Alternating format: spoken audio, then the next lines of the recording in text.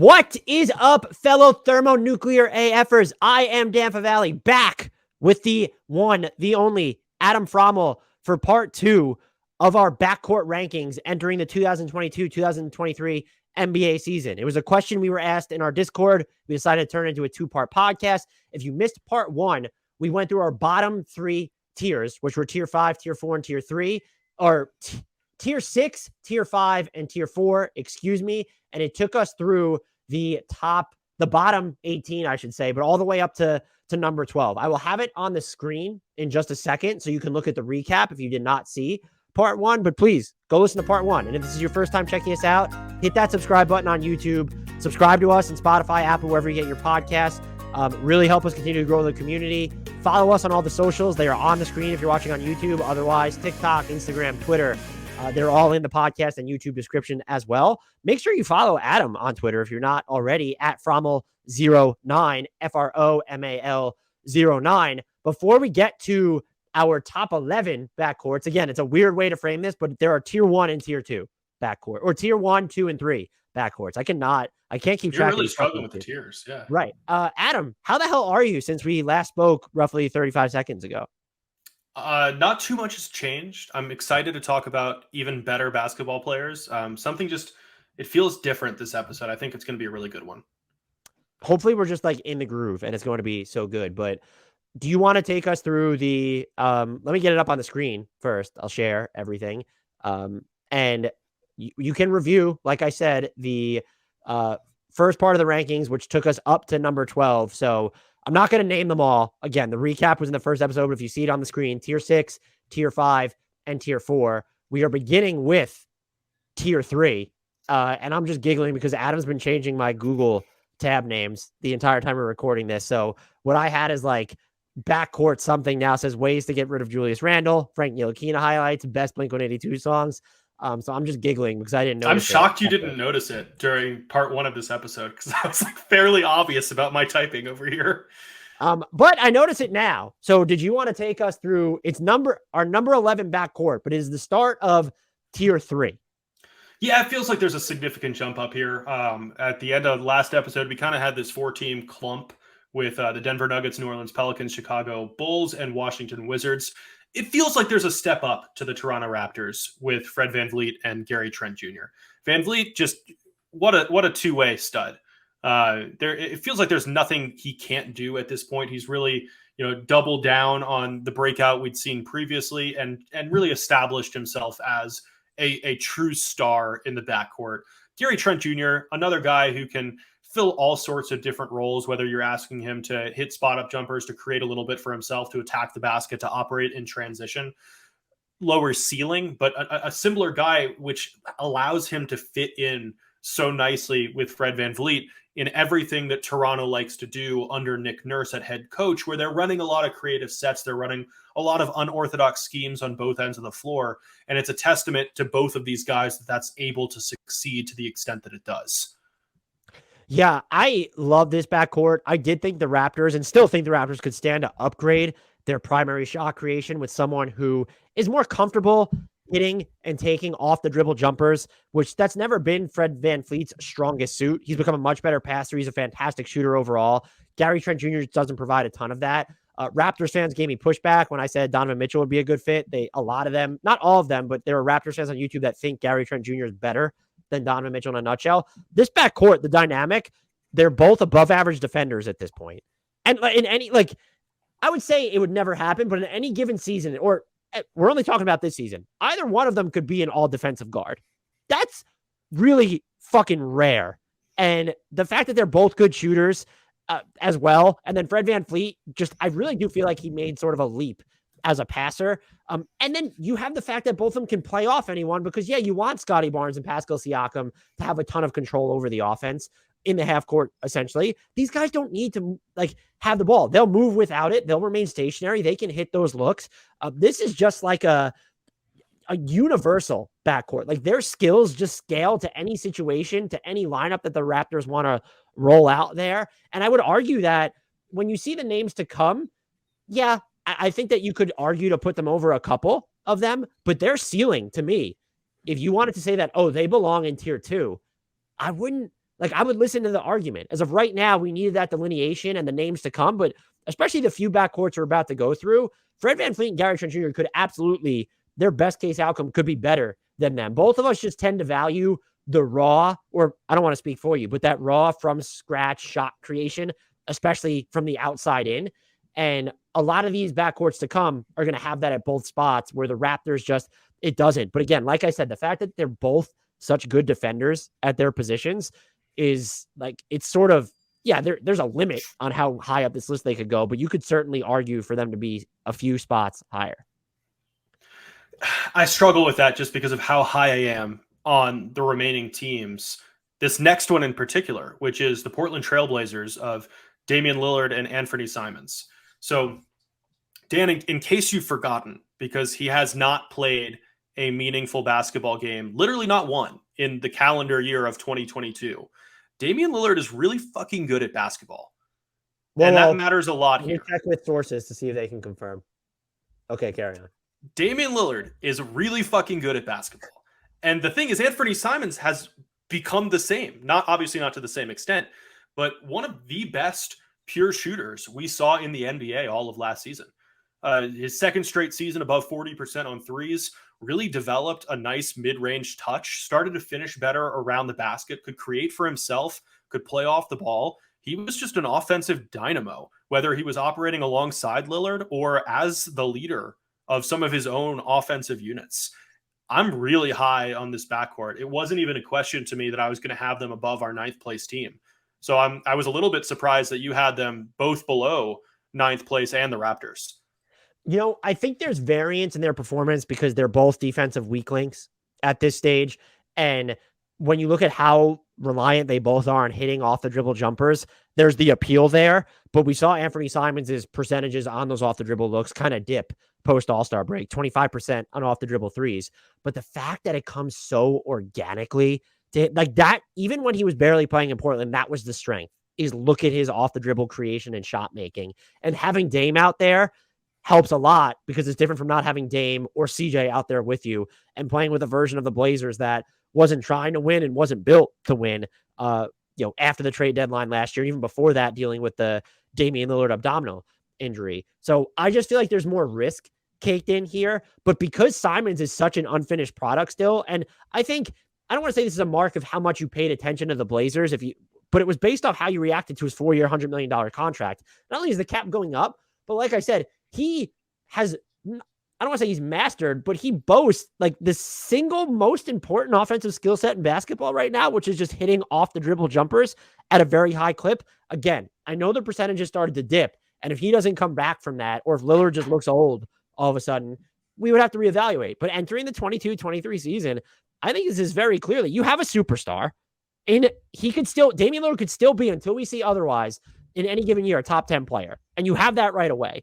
coupled with Anthony Simons, who, given his age, and he did improve as a passer last year, why wouldn't this backcourt be on the rise? I do think the bigger concern would be, well, what do they look like defensively? I think the Blazers have some, with Jeremy Grant, Gary Payton II, Josh Hart, some interesting ways to cover up for them.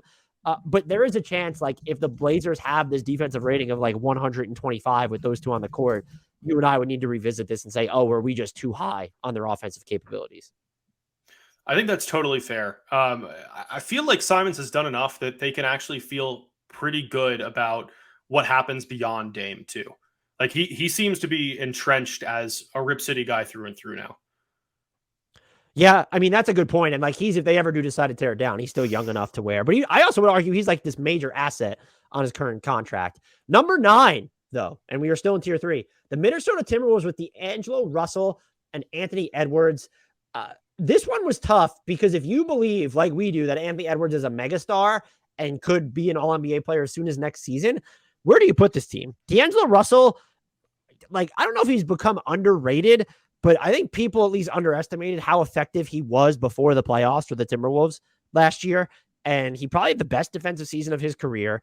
And I think he does give you some quality decision-making and passing out of the pick and roll. And yeah, there's some like topsy-turviness to his efficiency, but he's okay, dribbling into those looks off the dribble. But he's also someone who can play away from Anthony Edwards as well. And this is absolutely a backcourt. I would say even more so than Damian Lillard. I think their floor for Minnesota is lower than it is for Portland, than it is for Toronto. I might argue that they have, I mean, we put them higher than these two, so that's not very like spicy, but they probably have. You did. I did not. Okay, so they have, would you say, like, in this tier 3, do they have the highest ceiling of anyone in tier 3 with Minnesota? No? Okay. No. Fair enough. I would say that our top team in this tier has the highest ceiling. Yeah, I mean, that's actually pretty obvious. Wouldn't agree, just statement by me. But yeah, number 9 for Minnesota. What do you think of them? I think you nailed it. To me, it's all about Anthony Edwards. And I don't know how high the ceiling can go for him. And I'm not sure that he does. And I don't think the Timberwolves do, because he can do absolutely everything. And his improvement has been so impressive to this early point in his NBA career. And really, like, I saw a tweet the other day, and I wish I could remember who it was from, because I did not know that I was going to be talking about this on a podcast. That was just like, it was asking people if they know who his shoe company is. So I'll ask you, do you know who he's signed with? Who Anthony Edwards is signed with? Yeah. Oh my God. Isn't it Puma? I'm pretty sure it's Adidas, and you might want to double check this, but the fact that neither of us know that with certainty is a problem, because this is maybe like the most marketable guy in the NBA, and like the NBA should be doing everything it can. And you verified it was Adidas. It's Adidas. And Adidas should be doing I pride myself on knowing shit like that too. But that's the point here, is that Anthony Edwards, he has personality just oozing out of his pores. He has some of the most highlight-friendly basketball plays you will ever see. He is already a star, is going to be an absolute superstar, and he's not being marketed much. It's just weird. And I think that's why, like, maybe we're still selling him short just because of a lack of exposure, aside from what we choose to view on our own volition. But like, he's really good on both ends already. Yeah, there's still like a discipline thing on defense, but he's very disruptive. And I think he was like a lot more, the word's not engaged, but a lot more disciplined, I guess, away from the ball this past year. And so I don't know what the limit, I wouldn't put a limit on where he could end up as an individual player. Like, is this someone you can envision being the best player in the league one day? I would say, yeah. Yeah, probably. I think so. I don't know that I would predict that for anyone, to be honest, but like, that is the best case outcome for Anthony Edwards is he's the best player in the NBA. And I'm with you. And yet I still had Minnesota below Portland, despite thinking that about Edwards at this point, just because the gap between Russell and Simons is significant to me. Wow. I'm all in on Simons too, but I actually think that's a fairly hot take. I had one. Do you know what's not a fairly hot take? Us putting the Dallas Mavericks with Spencer Dinwiddie and Luka Doncic at number 8. Or again, is it a hot take? Number 9. Number 8. I'm sorry. No, like, we both had them at number 8. I didn't know. We know what Luka Doncic is, and I don't really want to get into it. Like, we've just seen the way he works from the outside in. He's so good. I don't know. Like, and I'm a Spencer Dinwiddie believer, but like, he was up and down with the Mavericks last year. He was bad in Washington. He has a checkered injury history. I don't want to say this is purely an exercise in how high Luka Doncic alone can elevate this backcourt, but I don't love the Dinwiddie fit next to Doncic as much as the Brunson fit next to Doncic. And I think if they kept Brunson, I'm not saying Brunson's not the perfect off-ball player. I think he's a much more comfortable fit. And so if you have Brunson in Dallas still, it's like, would you guarantee them like a top 5 spot? I know the names to come are still ridiculous, so maybe you wouldn't, but like, they would certainly be higher than I think the next team. So I guess it doesn't drag them down too much, but this is very much, when we're talking about the backcourt ceiling specifically of these two, it's, can Spencer Dinwiddie do anything away from the ball, or can he at least be more efficient as a shooter with the ball in his hands? Or is this very much a guy you just depend on to make some passes, disrupt some defensive plays, put some pressure on the defense going downhill? But like, also, what is his finishing going to look like? Can he even up his rim frequency, which was down last season, which understandably so, when you're talking about, he's dealt with a ton of injuries through his career, and then you're coming back from this partially torn ACL. So I get it. Is he going to regain any of it? And he might, because he was never just sort of this really explosive player to begin with. He still, I think, can be very effective. I just think the fit is it's not as clean. And I will say, the thing I should note, to be fair, And if people skipped ahead, like he did get back to quality rim pressure when he was with Dallas. Like only 21% of his shots came at the rim with Washington last year. 32% came at the rim with Dallas. And I do think it helped, was a function of their spacing when you look at the lineups that were around him. And that's not going anywhere. They could still roll out a bunch of lineups that are with great shooters. So maybe I'm being too low on them here, but this was hard for me because I don't know what Spencer Dinwiddie is as an individual player anymore. Yeah, I really don't have much to add here because it felt like you verbalized everything I was thinking. It is interesting that this, to me, when I was going through my own individual rankings, it felt like one of the teams that was the most difficult to place, just because it is the epitome of that. Here's one superstar, here's a non-superstar alongside him. Where the hell do you put him? So for us to both land in the same place, I think it speaks to just how highly we view Luka Doncic, but also that there's a good bit of separation between the Dallas Mavericks and the 6 and 7 teams in our rankings, which I think makes sense to unveil at the same time as the Boston Celtics with Marcus Smart and Jaylen Brown, and the Memphis Grizzlies with Ja Morant and Desmond Bane. I think the Grizzlies have by far the most upside of any team in this tier. Desmond Bane is just an unbelievable 3-and-D asset who already is showing more off the dribble ability than we expected. The defensive versatility and physicality that he offers, I think, goes beyond what you typically expect from a 3-and-D contributor. It very much feels like he is one of those classic, so good at your role players that you could be like an all-star even without having a typical all-star skill set. And then Ja Morant, that speaks for itself at this point, where the highlights that he put together were utterly ridiculous. And if you are still held up over the fact that Memphis managed to have so much success, even with him out of the lineup, then you just weren't watching what they were doing when he was in the lineup. Yeah. And yeah, you're right to say that they have the highest ceiling of anyone in this tier. Desmond Bane is fantastic. And like you said, they gave him more creation responsibility. And it's nice when you watch things in Summer League like we did in 2021 and they do translate to like that next level. I think with Morant, he became even more dynamic as an offensive player last year. Still remains one of the best decision makers after he leaves his feet. He is totally unpredictable now with the ball in his hands. He could still stand to be a better 3-point shooter, but I think he can make defenses pay enough when they want to go under him. I don't know what the defensive ceiling on these two is. I think Bane became like a rock solid defender last year.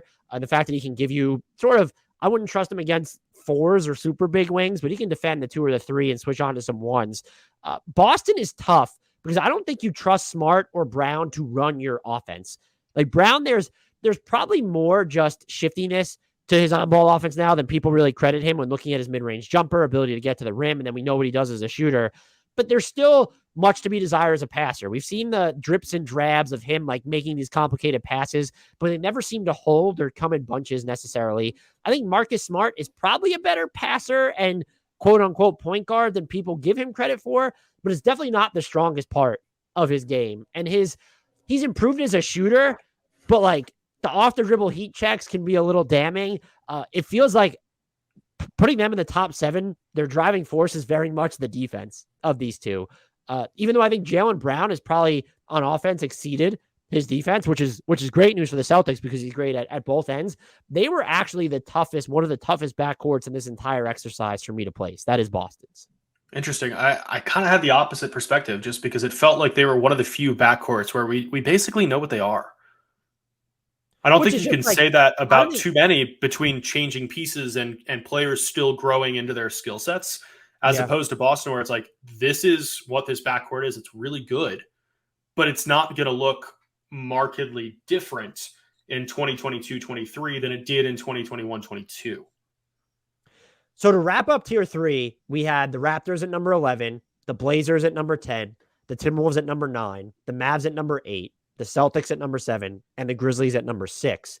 Did you zoom in so you wouldn't have to look at as many of my tab names? I didn't know it cut off the tabs on it on it. But yeah, you're looking at piercing parlors near me, which is we've had commenters say I'm too emo to cover the NBA. There was one other too next to the backcourt rankings on the other side. What does that one say? Do I dare move this over? Let's do it. Nikola Jokic porn. Yeah, that's very much. And Frank Ntilikina highlights for anyone who's watching on YouTube. I copied your whole folder of that last one onto the Google Sheet. Number 5, and they start tier 2 for us. The Cleveland Cavaliers with Darius Garland and Donovan Mitchell. This is just like, they're an offensive dream. Darius Garland kind of has that Trae Young in between game going on, in addition to being able to hit threes. Not as like incendiary from 3 as Trae Young when you're looking at those deep off the dribble looks, but he can hit a pull-up 3. He can work well away from the ball. He's played with so many ball-dominant guards and players over the course of his career already.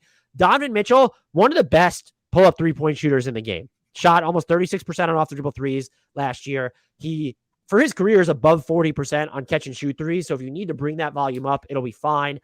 I think the argument against them would be defense. They're both on the smaller end. Donovan Mitchell, I think, could be a lot better when you look at his physical tools. And I think when you look at his rookie season, should be a lot better. It seemed like he was going to be better on defense than offense back then. Right. And obviously, that's not how he's progressed. No. And so this was a no-brainer top 5 inclusion for me. I campaigned for them to be a little bit higher at one point because I think, and I don't want to spoil, some of the other names to come, but like, even though they haven't played together yet, there are groups, 2 backcourts in this tier that have not played a ton together yet or at all. And I think the fit between Garland and Mitchell is just very easy to envision on offense. And actually, as I'm saying this, I know you haven't spoken yet, but we should just unveil the other 2 in this tier. I think go for it. But I think that what makes Cleveland difficult for me here is it depends on how we're framing this exercise.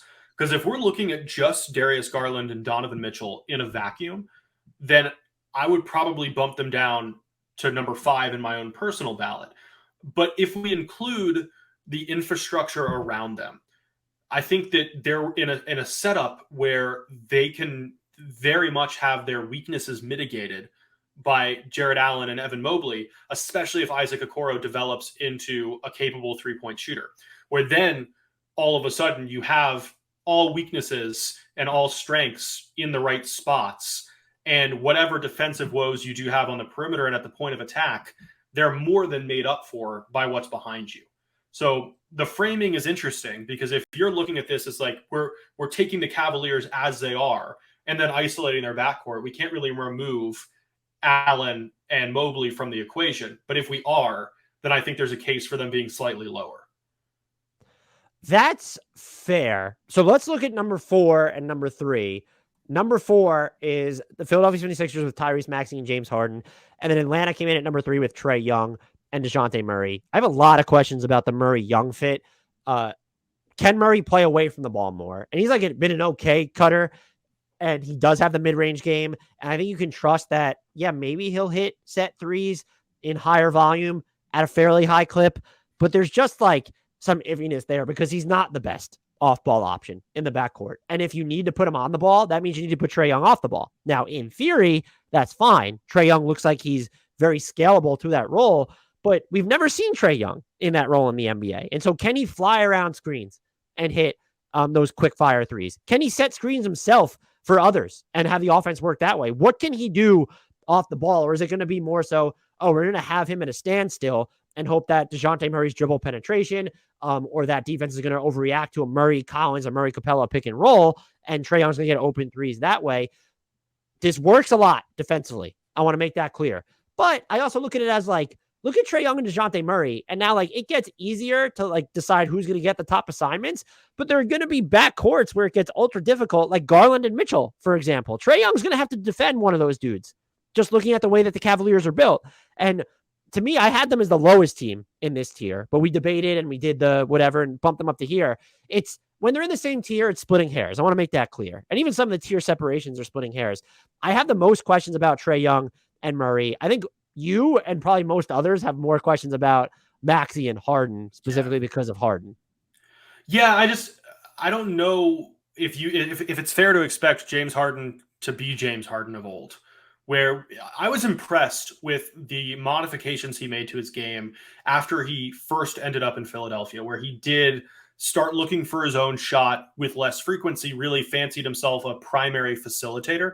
And it worked well, and I think he deserves some credit for it, even if we largely focused on the shortcomings and him no longer appearing like the peak version of himself during that stretch run and the ensuing playoff run.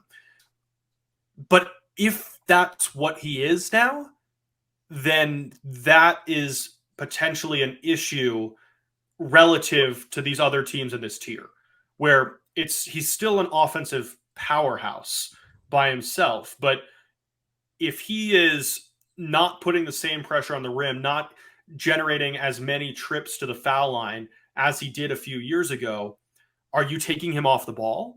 And then you're limiting his own skill set so that you can let Tyrese Maxey thrive. On the flip side, if you are giving James Harden full control of the ball when Joel Embiid isn't touching it, what's happening with Maxey? So it's similar to the questions that you have with the Atlanta backcourt, but to me, they're a little bit magnified. I also, it's another interesting one where, like, if you remove Joel Embiid from the equation, I think things change a lot, because you're now talking about a backcourt where they're going to be subject to even more defensive attention from the front court players, where they have an easier time helping off the weak side instead of maintaining position against Embiid. So it's a tricky one across the board. I mean, there's no questioning the talent, where really all 6 of these guys are obvious all-star candidates.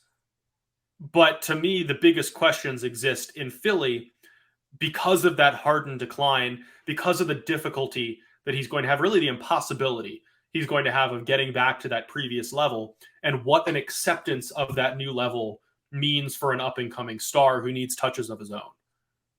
I will say the way that Maxey and Harden worked during the time that they did spend together makes me so optimistic. You and Maxey goes from sort of the second most important player on the Sixers, and like in that, primary ball handler role, to playing off Embiid and Harden, and he gets into like that shoot or catch and go role, and he thrived. He was at 46+% from 3 after the Harden trade on more than, I think, 5 attempts per game at that point, and he's able to get going downhill. And I also think what really helps them is, I don't know if I feel like I throw this around too much when we're having this conversation, even though we prepared for it off the cuff and it's very fluid. I don't want to say he's underrated defensively, but Tyrese Maxey gets into dudes defensively. And so, like, there's a chance that this backcourt defensively is better than the Garland-Mitchell backcourt. And, like, so there's that element. And I'm also kind of trying to bake in how good I think Tyrese Maxey can become, where even if I think he's the third option, this is still someone who I think, you already alluded to this, the East is really deep with guards. I mean, the league's really deep with guards. It wouldn't shock me if he's just getting like fringe all-star consideration. Like, he is so good. Absolutely. And the other delineation here for us is that I'm just a bigger believer in James Harden. Something about what happened where he just forced his way off his second team. And I don't want to read too much into it. We know he's cutting carbs over the offseason because he threw his birthday cake off a boat. So that's encouraging, even if it's totally wasteful of food. And he took the pay cut, which I will never advocate for. If a player wants to do it, fine. It should never be expected or argued for before it's their decision. It just feels like I feel like he understands the pressure he's under entering his age 33 campaign. And it wouldn't shock me if he comes in the best shape we've seen him in a training camp in the past 3 or 4 years. We've seen him adapt his game, like, I would say fairly significantly when you're looking at the era with Chris Paul and Russell Westbrook. So he's not completely just inflexible and rigid functionally. I'm just not as big a believer in the decline. If this is someone, I feel like, Brian Toporek mentioned this when we did the Sixers look ahead, that he probably needs to be more comfortable getting to his mid-range spots if Morey and the Sixers will allow it, because it takes less burst for him to create separation there than to get all the way to the basket. Your concerns are valid. Anyone who's concerned, he's dealt with some hamstring stuff. And do you want the off-the-dribble 3 to be such a crutch? I just feel like the version of James Harden we saw is not going to be the one that we get, even if it's not Houston Rockets James Harden. I don't think that's what we're going to see. There's a happy medium. And if you get James Harden, I still think he's going to my whole thing is, I think he's probably one of the best MVP bets right now when you look at his odds. I feel like this is someone who is still a top 10 to 15 player, even if there's sort of that regression as a scorer. He's still a transcendent passer, and the way defenses react to the stuff he does off the dribble, or the way that he's able to throw passes to shooters or to his bigs. This is just someone who is still more dynamic and talented and deserves the benefit of the doubt as an offensive player more than it feels like he's getting right now. Oh, that's such a good segue because I was going to just be a real asshole here and ask you to rank the 6 players in this tier. Wow. Mm-hmm. I still go. No hesitation. Just go. Trey, followed by Harden, followed by Garland, followed by Mitchell, followed by Maxey, followed by Murray. Wow, you'd have Murray last. I guess would you put him? I guess you put him above Tyrese Maxey. Who else are you putting him above in this? Like that's the only player. I would put him above Tyrese Maxey like pretty easily. The Tyrese Maxey bandwagon is already full, and I'm not driving it, and justifiably so. But the DeJounte Murray bandwagon was pretty damn full last year when we were all campaigning for him to make an All-Star team. No, you were campaigning for him to be an injury replacement on the All-Star team, which he ultimately became, and then you ascribed injury replacements are people too. They are people, but are they all-stars? Yes, the only all-stars who are not actually all-stars are Dirk Nowitzki and Dwayne Wade as ceremonial selections. Are you ready to unveil tier 1? So to recap tier 2, Atlanta was 3rd, Philadelphia is 4th overall, and Cleveland's 5th overall. That made up our tier 2. Are you ready to unveil tier 1? Yeah, I'm just hoping we had the players listed right because we struggled with that at first.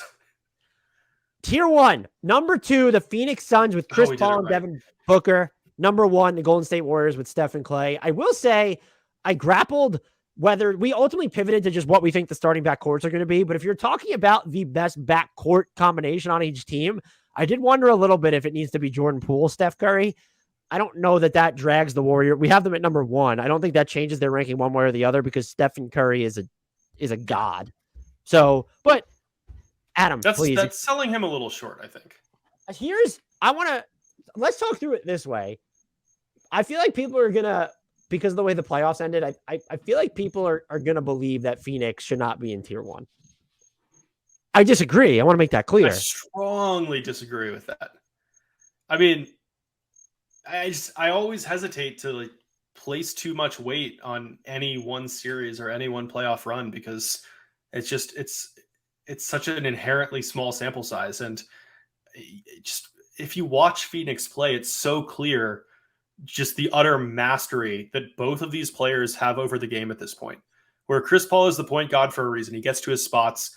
He never makes mistakes. He can step up in any moment, as we saw in the playoffs, where he has that takeover ability, even at his advanced age in NBA years. And Devin Booker, kind of fits into the same bucket at this point, where he's going to get his shot when he wants it. But he's also filled so many different roles for the Suns over the course of his career that he's no longer just forcing the issue and taking these ill-advised shots. He takes them when he needs to in end of shot clock situations when there's an advantageous defensive matchup he's trying to exploit. But he gets his teammates involved. He elevates his teammates at this point. And I think that's the biggest reason that these two are a lock for tier 1. Go down the list and find another duo where both players are excellent individuals who also elevate all of their teammates.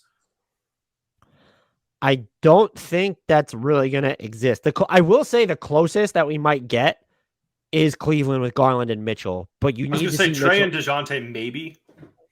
Yeah, that's fair too. I will say Devin Booker's probably the single most underrated passer of the last half decade. It's probably between him or DeMar DeRozan. Would you agree with that? I think DeMar DeRozan is one of the most overrated players.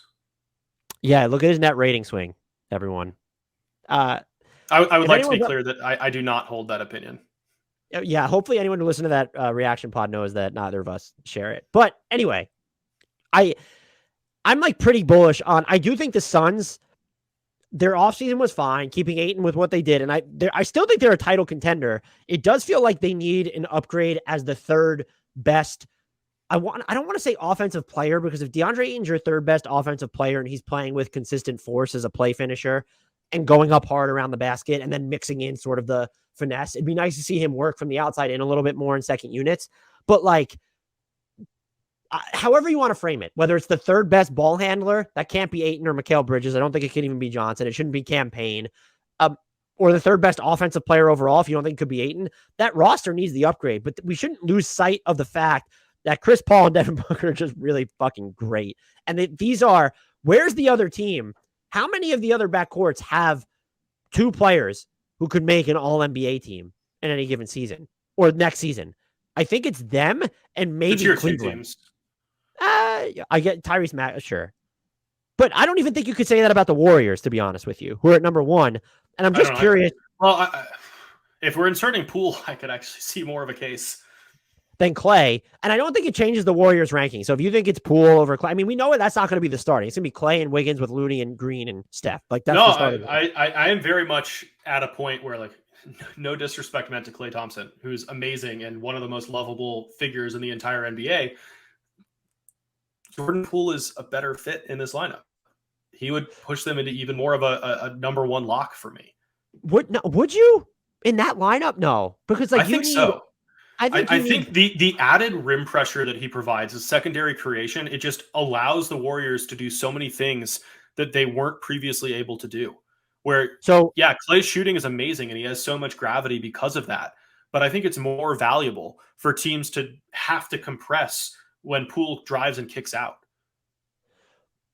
My pushback there would be, and you mentioned the gravity with Clay, just the way he moves away from the ball.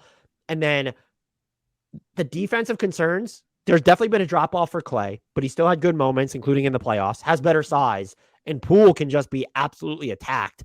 And I also think when we're just looking at fit, not even talking about weaknesses, the Warriors bench needs Jordan Poole more than the starting lineup needs Jordan Poole. Agreed, which is why this is the correct starting lineup to choose. I'm just saying if we're looking at 2-man combinations, that to me is even stronger. And with that said, I'm going to have to rescind your invite to the Jordan Poole appreciation thread. I've probably always been a little bit lower on him than expected, but he made me look like a fool this past season. He's just like someone who finishes as well around the basket as him. I'm just an idiot. Like, it's just, would you go? We had this discussion.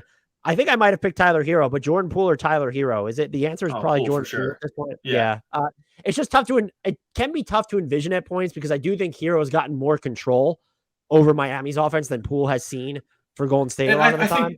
That's a big part of it too, is like Jordan Poole. I think what's made his growth so exciting and so impressive is that he's effectively become like a simulacrum of either of these starting backcourt members, where there are definitively Stephen Curry elements to his game, and there are definitively Klay Thompson elements to his game, and he's able to blend those together because he's had that tutelage and been able to operate alongside those two. If you put Tyler Hero in that situation, maybe the argument's reversed because he has access to that kind of training and that kind of mentality. That wraps us up on the rankings of tier 1. I'd like to just recap them quickly, and if we could alternate by tiers, reading them off. I'll start with tier 1. Number 1, checking in at number 1, the Golden State Warriors with Steph Curry and Klay Thompson, followed by the Phoenix Suns at number 2 with Chris Paul and Devin Booker. That is tier 1.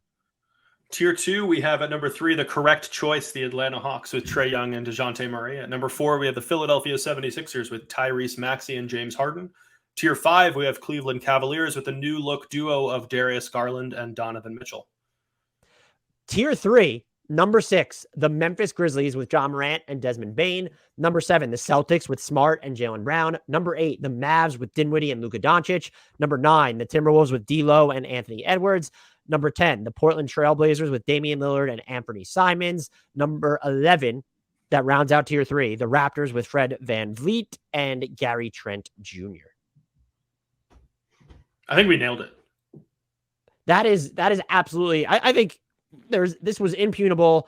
There's no wrong answer. I'm going to blow through the other tiers very quickly then, though. Tier 4, we had the Wizards at 12, the Bulls at 13, the New Orleans Pelicans with CJ McCollum and Herb Jones at 14, the Nuggets with Jamal Murray and KCP at 15, Brooklyn with Kyrie and Seth at 16, and then at 17, Miami and Kyle Lowry with Victor Oladipo and Kyle We have Lowry. questions about their placement even in our own rankings. Right. Tier 5 was OKC with Giddey and Shai Gilgeous-Alexander at 18. 19 was the Knicks with Brunson and Barrett. 20 was the Hornets with LaMelo and Rozier. 21 was the Pistons with Ivy and Cade Cunningham. I already think that was too high, and I'm the reason they were that high. 22, the Kings with De'Aaron Fox and Kevin Huerter. 23, the Bucks with Holiday and Connaughton. 24, the Jazz with Colin Sexton and Malik Beasley or Mike Conley. We don't really know. 25, the Pacers with Tyrese Halliburton and Benedict Mathurin. That was tier 5. Tier 6. The bottom tier, number 26, the Clippers with Reggie Jackson and Norman Powell. The Rockets at number 27 with KPJ and Jalen Green.